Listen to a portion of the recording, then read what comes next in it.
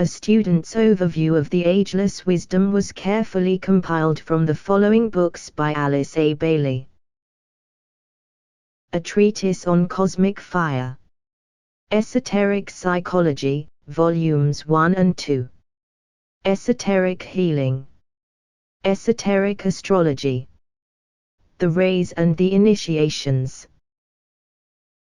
Students are encouraged to download the free PDF version of this overview by following the link in the video's description, or to order a printed copy at cost from thebookpatch.com, but are advised to read the original, unabridged books in order to gain deeper insight into the ageless wisdom. Students are also invited to join our online study group at facebook.com/groups/students of the ageless wisdom. Chapter 45 Esoteric Psychology Volume 2. Unfoldment of the Psychic Powers. The forces which are responsible for the awakening of the centers are many. The primary one is the force of evolution itself, plus the inherent or innate forward-pressing urge towards greater inclusiveness which is always found in every individual being. This secondary aspect of the evolutionary principle needs careful elaborating. We have for too long been occupied with the effort to develop the form side of nature so that it shall become increasingly sensitive to its environment and thus build an ever-improving mechanism.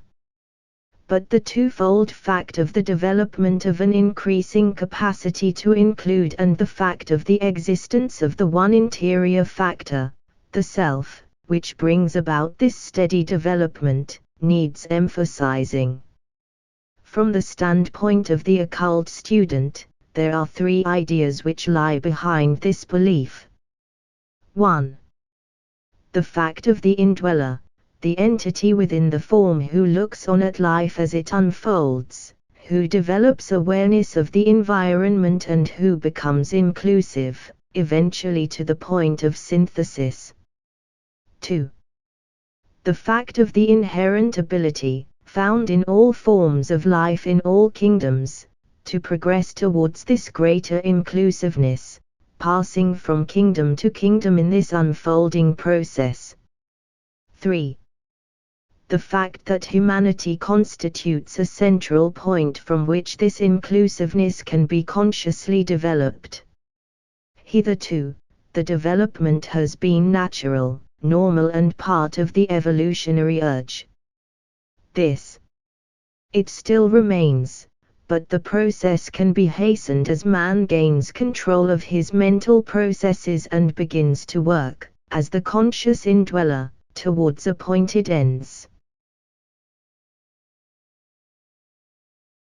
End of page 231. The major idea which I would have you bear in mind is the development of inclusiveness. This inclusiveness is the outstanding characteristic of the soul, or self, whether it is the soul of man, the sensitive nature of the cosmic Christ, or the anima mundi, the soul of the world. This inclusiveness tends to synthesis. It can already be seen functioning at a definite point of fulfillment in man, because man includes in his nature all the gains of past evolutionary cycles, in other kingdoms in nature and in previous human cycles, plus the potentiality of a greater future inclusiveness. Man is the macrocosm of the microcosm. The gains and peculiar properties of the other kingdoms in nature are his, having been resolved into capacities of consciousness. He is, however, enveloped in and part of a still greater macrocosm, and of this greater whole he must become increasingly aware. Let this word, inclusiveness, govern your thinking as you read this instruction which I am giving you upon the psychic powers and their effect. The inference then is that there are two sets of powers latent in his human equipment, the lower one being recoverable if he deem it desirable, the other and higher one to be developed. These two sets of powers are 1. The ancient powers and faculties which humanity developed and possessed in past ages and which he drove into the background of his consciousness and below the threshold of his current awareness in order to develop the mind and thus become himself a conqueror and a personality. 2. The higher powers and faculties which are the prerogative of the conscious soul. These are the greater powers to which the Christ referred when he promised his disciples that someday they would do greater things than he had done. It should be remembered, however, that all the psychic powers are the powers, faculties and capacities of the one soul, but that, in time and space, some of them are expressions of the animal consciousness or the animal soul, some of the human soul, and some of the divine soul. The following tabulation of the developing psychic powers as they blend in consciousness three kingdoms in nature may be of service at this point if careful study is made of the inferred relationships. Animal, human and divine powers. Animal, human, divine. 1. The four major instincts, the five major instincts, the five transmuted instincts. A. Self-preservation, creative self-preservation. Immortality. B. Sex. Human love. Attraction. C. Herd instinct, gregariousness. Group consciousness. D. Curiosity, enquiry. Analysis. Evolutionary urge. 2. The five senses, the five senses, the five senses. A. Touch. Contact. Understanding. B. Hearing. Sound. Response to the word. C. Sight, seeing, perspective. The mystical vision. D. Taste, embryonic, taste. Discrimination. Intuition. E. Smell, acute, smell, emotional idealism. Spiritual discernment. 3. Lower psychic powers, the human correspondences, higher psychic powers. A. Clairvoyance, extension through vision. The mystical vision.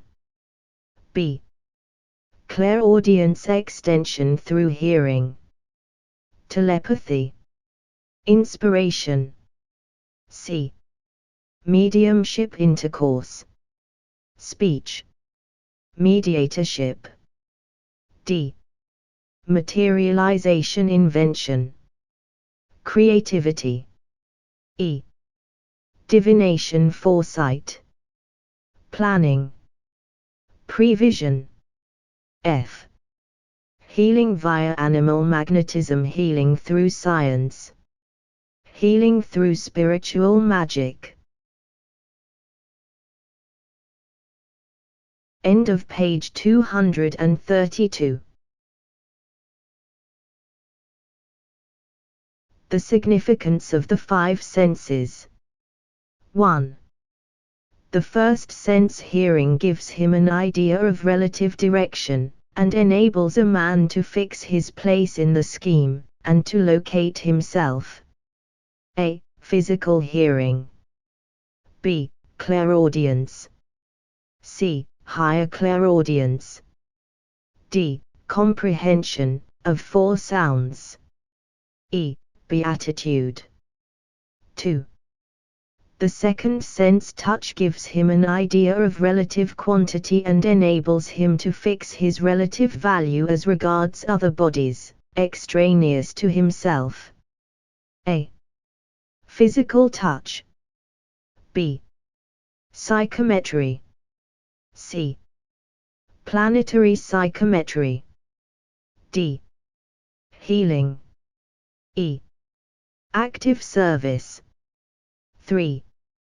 The third sense sight gives him an idea of proportion, and enables him to adjust his movements to the movements of others. A. Physical sight. B. Clairvoyance. C. Higher clairvoyance. D. Divine vision. E. Realization. 4. The fourth sense taste gives him an idea of value, and enables him to fix upon that which to him appears best. A. Physical taste. B. Imagination. C. Discrimination. D. Intuition. E. Perfection. 5. The fifth sense smell gives him an idea of innate quality, and enables him to find that which appeals to him as of the same quality or essence as himself. A. Physical smell. B. Emotional idealism. C. Spiritual discernment. D. Idealism. E. All knowledge. In all these definitions it is necessary to bear in mind that the whole object of the senses is to reveal the not-self, and to enable the self therefore to differentiate between the real and the unreal. End of page 234. Proper use of psychic powers. The development of the psychic powers is basically due at this time, for the whole problem shifts into changing fields as evolution proceeds, to the psychic becoming aware of a field or fields of phenomena which are always present but which remain usually unrecognized because the inner mechanism of perception remains latent or quiescent. The only rules which I can give you are so simple that those who are occupied at this time with teaching and proclaiming that which they have astrally contacted may not like to follow them. The attitude of mind which will guard the mystic from astral delusion and error is 1. The cultivation of a spirit of true humility. There is a spiritual arrogance which masks itself behind a cloak of humbleness and which is very prevalent at this time. It leads people to regard themselves as the chosen of the hierarchy to save the world. It leads them to look upon themselves as the mouthpieces of the masters or of the Christ. It tends to make them separative in their attitudes to other leaders and teachers, refusing to recognize the many aspects of the one work and the many methods which the mind of God has devised for reaching the masses. 2. The refusal to accept any contact or message which has personality implications or which sets its recipient apart, thus tending to the development of a messiah complex. I like that phrase. It is simple and concise and illustrates dramatically the state of mind and describes the assured nature of the consciousness of many of the present teachers of humanity. A true contact with the hierarchy and the true accolade of service carries with it the conviction of the existence of the many servers in the one service, of the many messengers carrying the one message, of the many teachers of the many aspects of the one truth, and of the many and various ways back to the heart of God. 3. The freedom from emotional appeal. The true disciple and mystic is ever mentally polarized. His vision is free from the deluding reactions of the solar plexus center. His vision awakens the heart center and evokes the response of his personality energy, focused in the ajna center, and produces eventually a centering in the place of light. This indicates the growing activity of the head center. He may, later, use controlled emotional appeal in dealing with the masses, but he himself seeks to remain free from all emotional control. Speaking again generally, there are three major controlling factors in the career of a human being. 1. The solar plexus, corresponding to that stage wherein the play of the forces is physical, etheric, astral. This is the stage of psychic development. 2. The ajna center between the eyebrows, corresponding to the period of integration and of personality control, wherein certain areas of the brain become sensitized and used. This is the stage of mental development. 3. The head center, involving the entire brain area around the pineal gland, wherein the spiritual man assumes control. This is the stage of soul control. It is in this latter stage that the higher psychic faculties come into play and the lower powers can then again be used, if deemed desirable. The initiate has full control of all faculties and powers, and knows both when and how to use them the most profitably and with the least expenditure of energy. Physical psychic higher correspondence. 1. Hearing clairaudience. This leads to mental telepathy and finally to spiritual knowledge. 2. Sight clairvoyance. This leads to spiritual vision and finally to spiritual identification. 3. Touch sensitivity. This leads to spiritual aspiration and finally to spiritual impressibility. End of page 235. The goal of meditation. The goal of meditation is to bring about the free play of all the incoming forces so that there is no impediment offered at any point to the incoming energy of the soul, so that no obstruction and congestion is permitted and no lack of power, physical, psychic, mental and spiritual, is to be found in any part of the body. This will mean not only good health and the full and free use of all the faculties, higher and lower, but direct contact with the soul. It will produce that constant renewing of the body which is characteristic of the life expression of the initiate and the master, as well as of the disciple, only in a lesser degree. It will produce rhythmic expression of the divine life in form. To the clairvoyant view of the adept as he looks at the aspirant or disciple, it causes 1. The rhythm of manifestation. This is the cause of the appearance and the disappearance of the form. The adept, by looking at the body, can tell just how long it has been in incarnation and how long it will still continue to appear. The state of the pranic channels reveals this accurately, particularly those found below the diaphragm.